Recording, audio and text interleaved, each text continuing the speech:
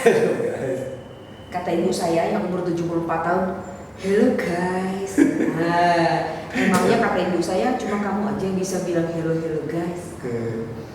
Teman-teman, netizen sekalian, saat ini ya kita kedatangan seorang takaliwungan. Saya nyebutnya salah mulu. Takaliwungan. Iya. Ngan. Iya. Siapa sih dirimu? Siapa ya? Siapa sih dirimu? Siapa? Saya. Tebak dulu, orang mana? Orang mana?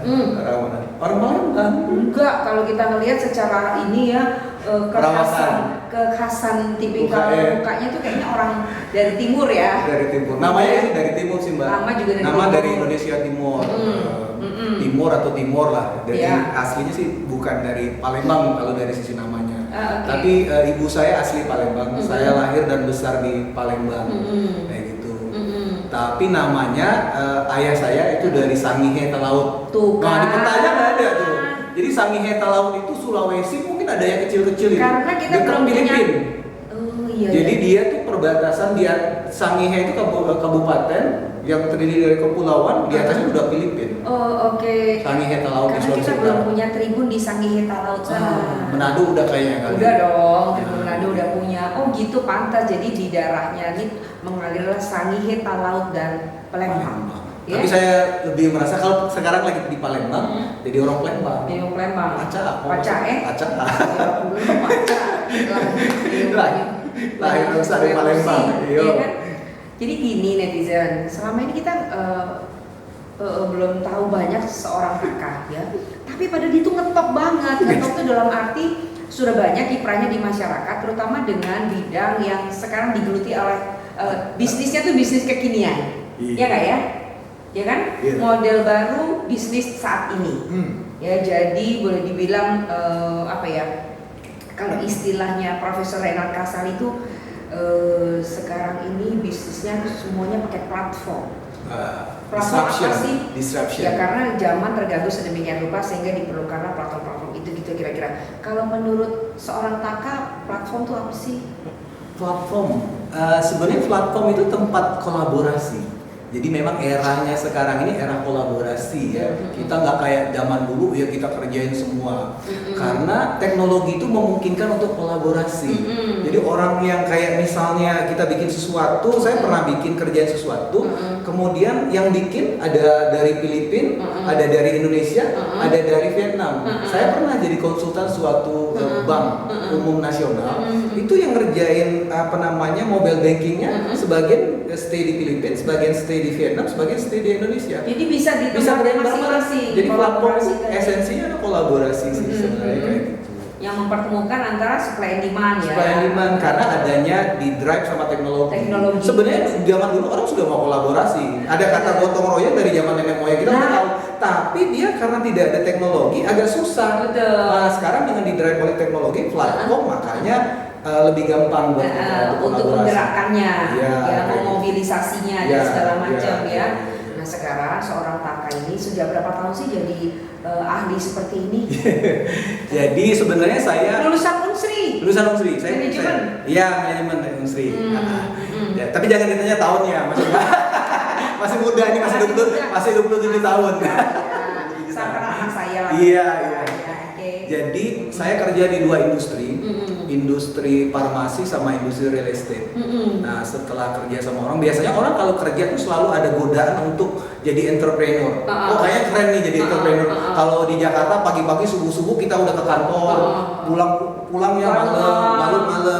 Nah jadi ada godaan untuk jadi pengusaha. Dari namanya tuh keren, pengusaha. Padahal pengusaha itu orang yang selalu Brejo. Hari loka. Nah jadi saya kerja, kemudian 2014 saya berhenti bekerja karena saya sudah cukup lah bekerja. Saya kepengen challenge yang baru jadi pengusaha. Kemudian saya menuntut ilmu di negara orang. Kemudian di mana? Di Kanada waktu itu. Nah jadi terus balik lagi ke Indonesia. Itu beasiswa atau apa? Atau dikirim dari dikirim sendiri lah. Jadi menantang diri sendiri. Terus balik ke Indonesia sebenarnya masih 50-50 karena kan biasanya salah satu ada mental barrier jadi dari karyawan atau karyawati untuk jadi pengusaha tuh mereka nggak pede. Selalu gitu, aku mau jadi pengusaha nanti kalau gagal gimana? Mau makan apa? Apalagi kalau kita laki-laki, anak mau dikasih makan apa? Jadi selalu begitu. Tapi saya nekat aja, kalau itunya udah kuat, pokoknya saya mau jihad sih. Bener-bener mau jadi usaha.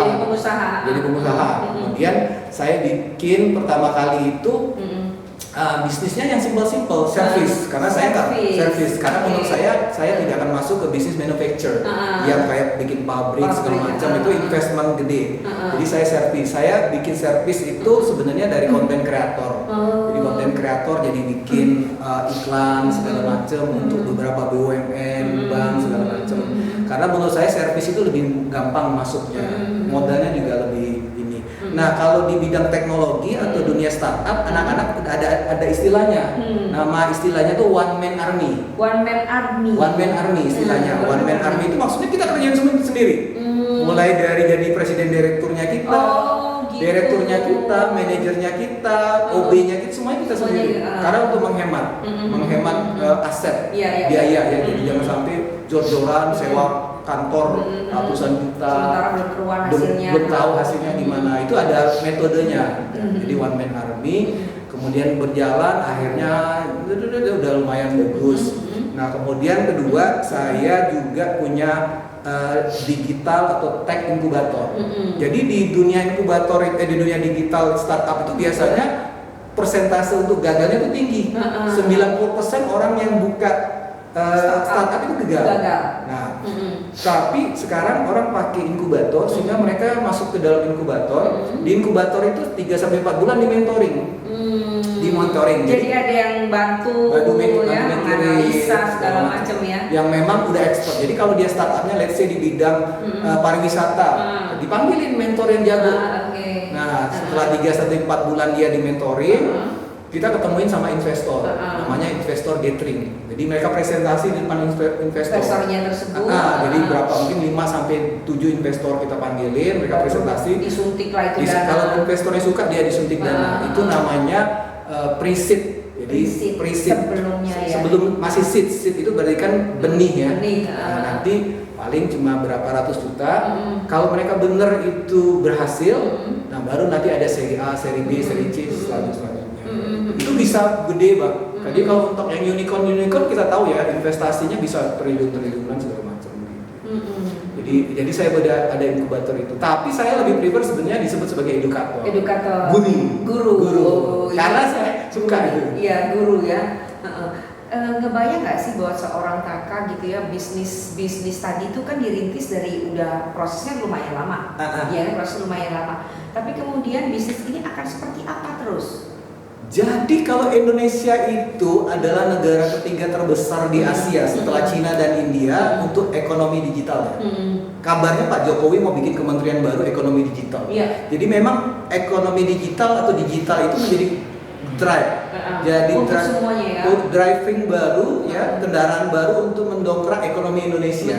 Ya tidak hanya dulu kita kan kalau dulu zaman dulu kita berdasarkan sumber daya alam, ya minyak segala macam. Sekarang sudah digital semua. Bahkan dari 50 besar perusahaan besar di dunia sekarang tidak lagi pada itu ya. Enggak yang konvensional kayak alam enggak lagi otomotif. Jadi sekarang yang besar-besar kan Amazon, Google, Microsoft. Tahu dong itu perusahaan apa kan gitu? Iya. Ya tahu dong. Jadi memang, nah sekarang gini, tapi itu kan belum terserap dengan baik oleh masyarakat Indonesia yang 300 juta ini. Itu kansnya tuh sampai seberapa banyak? Sebenarnya terutama anak muda. Sebenarnya kalau menurut saya itu gede banget, besar sekali Mbak. Karena Indonesia tahun-tahun ke depan dalam waktu yang dekat kan kita ada namanya bonus demografi. Bonus demografi itu namanya komposisi penduduk produktif lebih besar daripada yang non produktif, yang kecil maupun yang ini. Dan produktif itu artinya mereka punya buying power. Kalau nggak punya buying power nggak ada guna bonus itu. Ya mereka bekerja. Karena mereka bekerja, mereka ada buying power. Dan anak-anak muda yang bonus demografi ini sangat melek sama digital. Betul. Jadi kalau kita punya usaha, punya bisnis, enggak digital minded, tertinggal. Banyak sekali. Kedua, kalau kita mau berpikir sedikit keras saja, artinya ada potensi pasar yang jutaan. Apapun bisnis kita kalau going to digital, mudah-mudahan bisa diabsorb sama mereka. Kayak gitu. Jadi bisnis digital itu bisnis masa depan. Bisnis masa depan banget ya.